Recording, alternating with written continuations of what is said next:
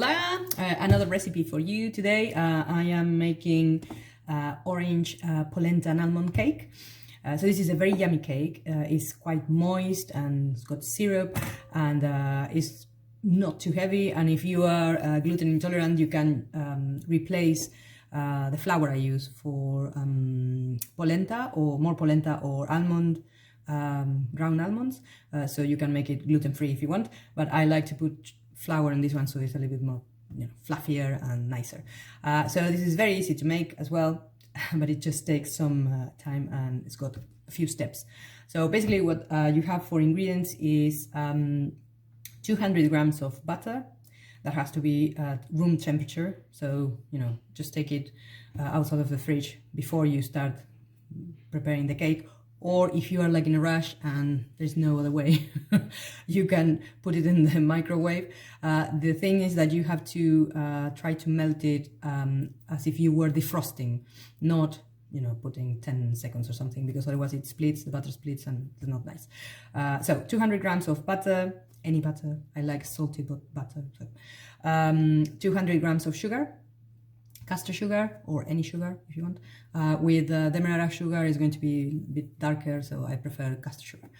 Then you have 100 grams of polenta, or you can use Italian polenta if you want, or you can use cornmeal flour, the fine cornmeal flour. You can buy it in any supermarket, and this one is fine as well. 100 grams of polenta, 100 grams of ground almonds, and 100 grams of self-rising flour, or if you don't have, just normal flour, and then you use some baking powder and bicarbonate of sodium.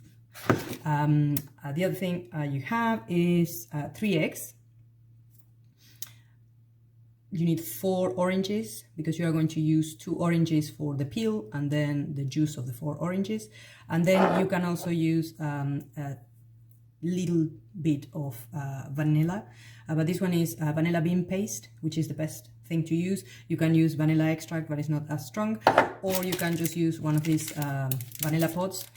I don't normally use these because it takes longer, but yeah, these ones are more flavorsome, and this one is in Spanish, vainilla en rama, but yeah, the vanilla paste or any of those, and that's it.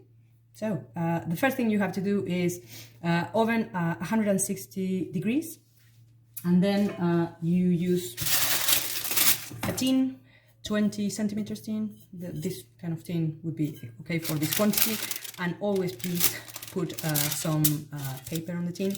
So this is the job I like the least, and is to kind of butter the tin and flour the tin, and always put this paper because this is going to be a heavy cake, and if it sticks at the bottom, you're done. You're doomed. So paper, please. You don't need the sides, but yes, the bottom. See? Okay, so oven 160 degrees, and the first thing you have to do is just how do you say, grate? Take the peel off, the oranges, which is the second job I like the least. So one is buttering the cake, the tin, and the other one is doing this. So this is what your tin looks like. Yes. Make sure that you butter it and flour. So for the zest, the smallest one of your grater, please. And this is a horrendous job, and it takes ages. And this looks like a lot of butter and a lot of ingredients, because I'm making the thing double because I need 2 cakes. So it's going to be 4 oranges that I'm going to grate. So I'll see you soon. Still here. And we continue. This is orange number 3. See you soon. Done. So make sure that you get all the zest you can from the grater, because all your hard work needs to go in the cake. And so the more zest you use, the better, because it gives the cake more flavor. But don't go over the 2 oranges, because otherwise you can get the cake very bitter. So just 2 oranges should be fine, but make sure that you use everything that you have in there. And this is what it looks like. This type of this size. I mean, there are other graters that make it a bit bigger, but I don't like to kind of taste the orange peel that much, so this is a good size. So as soon as we have that, then we put the butter. If you have a mixer, you put the butter in the mixer. There it goes. And then the sugar. So it's 200 grams, in my case it's double, but it's 200 grams of butter and 200 grams of sugar. And then you mix it. If you don't have a, you know, like a humongous mixer as I do, you can use a hand mixer or you can do it by hand. It's going to take longer, but you know, you don't need one of these things. So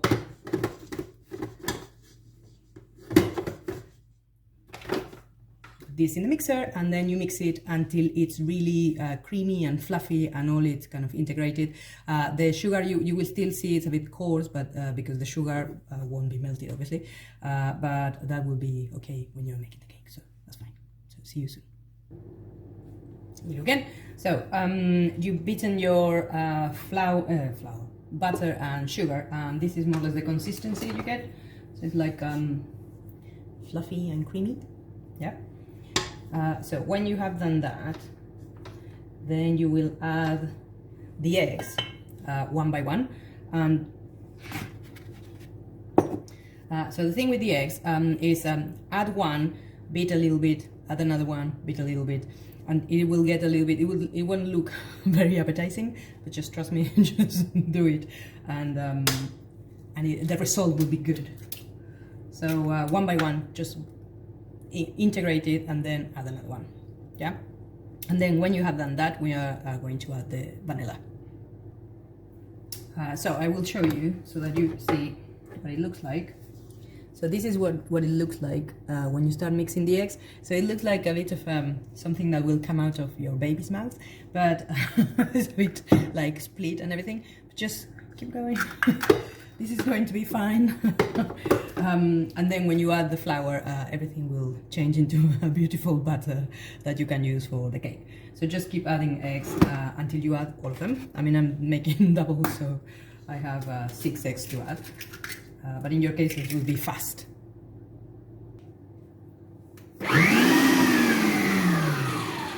Okay. So this is what you get, more or less. So here's your mix, yes. And what you do now is you add the orange zest. All of it.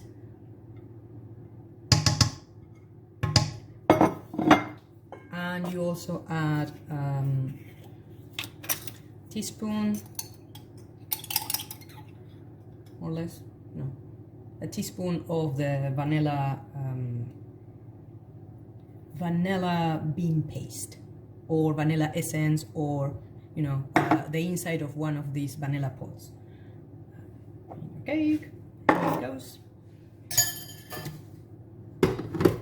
And then you beat a little bit, and then that's it. You don't use the mixer anymore.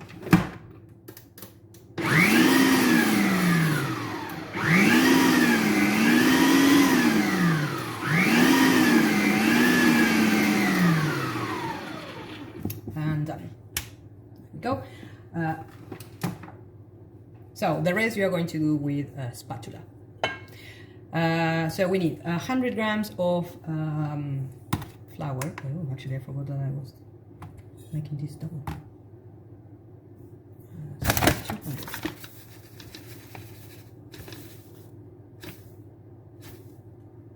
Okay.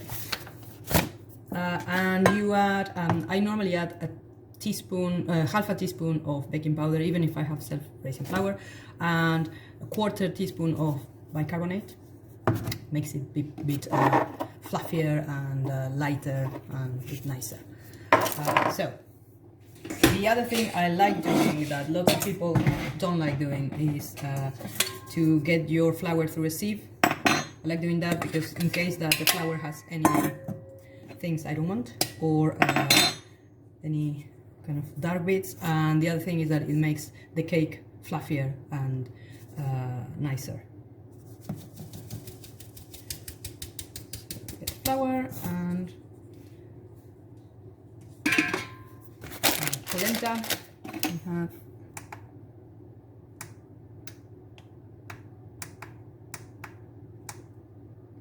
broke my finger.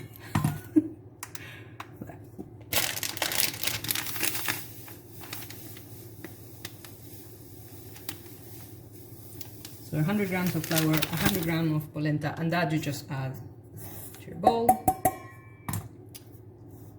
And almonds, 100 grams of ground almonds.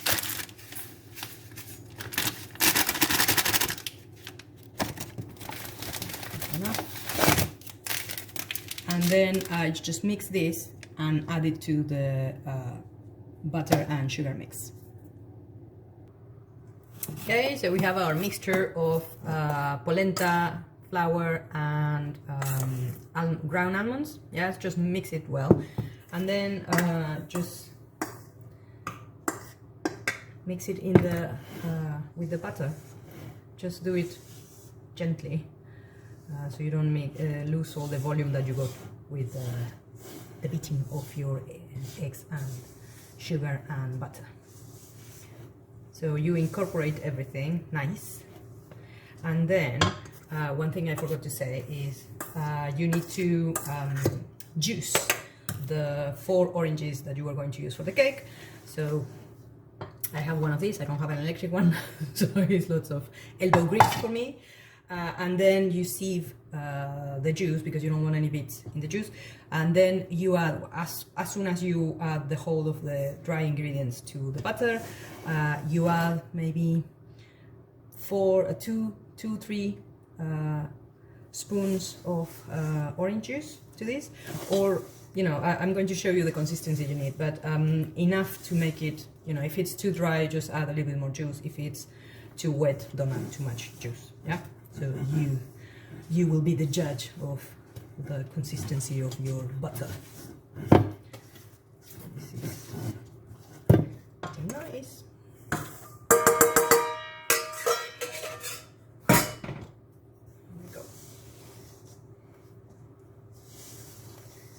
So in my case, I think I'm going to add quite a bit of juice because this is a bit too dry. Okay. So this is my butter at the moment, and it's too dry. So I will just add 1, 2, 3, 4 spoonfuls of orange juice, and this should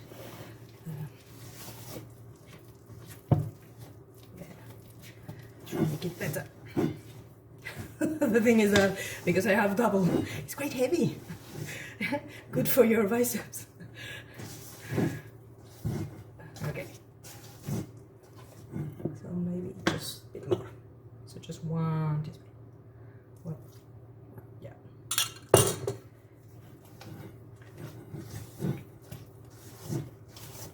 So when everything is mixed together, so this is what you should have, something like this. Not too wet. Yes.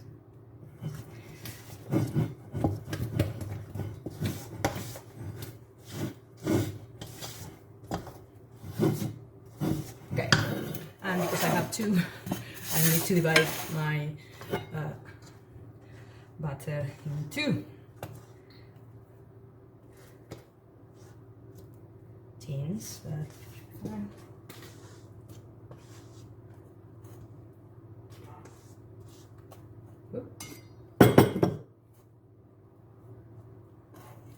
And just make sure you cover the whole of the tin.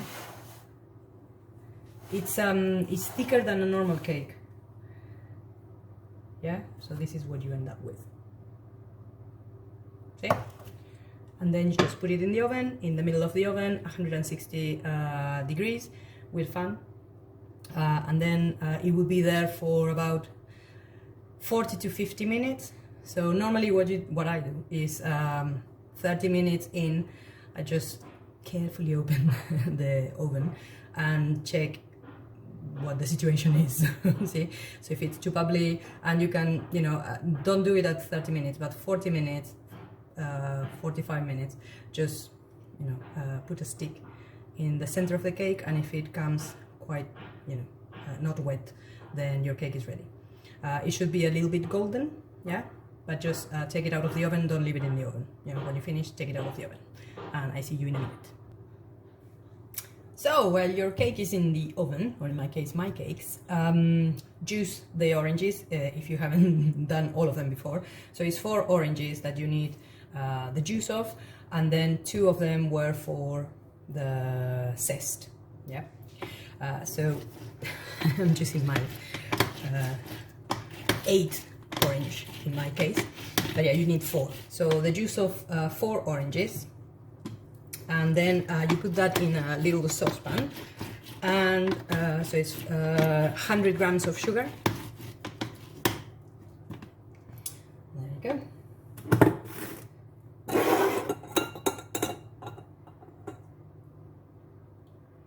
And make sure that there are no bits in the juice.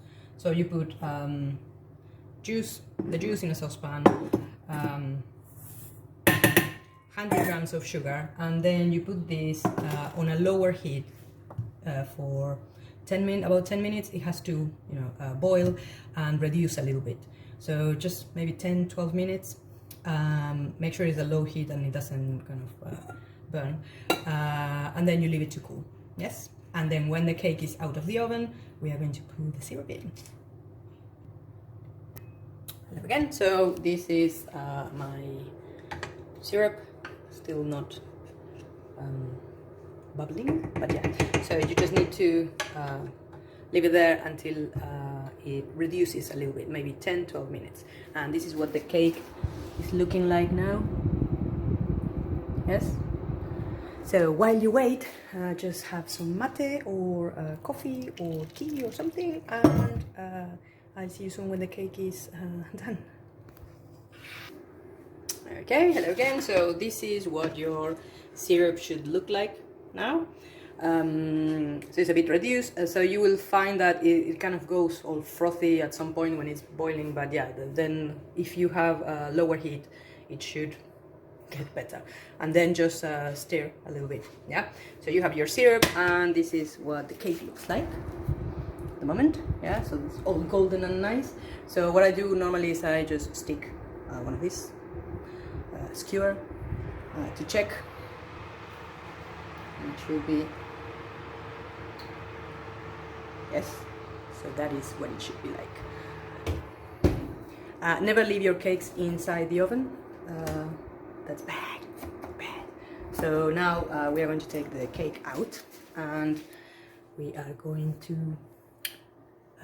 make some holes. Okay, so you took the cakes out of the in your case, out of the oven. Just leave them to rest a couple of minutes so you don't burn yourself. And then just run a knife on the sides just in case that there is anything stuck. This is the tricky bit. So I normally do it with a plate. So I just put a plate in there, and then turn the cake. Hopefully. Hey. And as you can see, the paper is in there. It might be stuck there, but you just take the paper out and that's it. And then you take the dish you are going to use to get the cake, and then turn it there, and that's your cake. Yay! It's golden and lovely and nice. So then what you do is you just make holes in the cake with the same skewer you used to check whether it was cooked or not, and leave it another 5 minutes, 10 minutes maybe, and then we are going to put the syrup. Okay, so we have holes in the cake, and now you just 5 minutes after, and then you just pour the syrup. So in my case I have to divide, but you will have to pour the whole syrup. So some people prefer to do it in the tin and then take the cake, but it's more risky because the cake is going to get a bit softer, so when you take it you might break it. So I prefer to do it there, in situ, and just put the syrup here. So these cakes are on the brown side because I got a call from school and I got distracted and they stayed in the oven more than they had to. But they are going to be yummy anyway. So, but your cake should be a little bit lighter. So you just start from the center and then make sure that you pour syrup in on the sides, because otherwise it's going to be not too wet on the sides. And yeah, so when you do that, then you leave the cake to rest and a couple of hours until it gets a little bit cooler and you can eat it. And then you eat it and it's delicious, amazingly delicious and super yummy. You could replace the orange with lemon if you wanted and make a polenta lemon cake, which is also very nice. And you can have, instead of almonds and flour and polenta, you could have 300 grams of polenta, but the cake will be thicker and flatter and it will be maybe a little bit stodgy. So this one is a good combination. I've tried quite a few and this is the best. So I hope you enjoy it, and I will put the ingredients and quantities in the comments. So see you soon. Adios.